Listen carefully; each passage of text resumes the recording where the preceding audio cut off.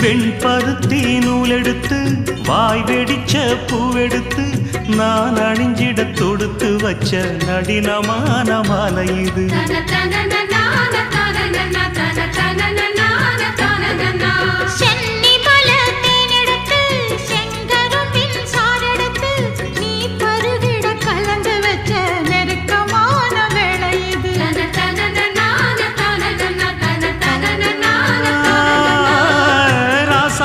உடம்பிருக்கும் ரவிக்க துணி நானாக அன்னாடம் சூடி கொள்ள ஆசை வச்சாகாதா.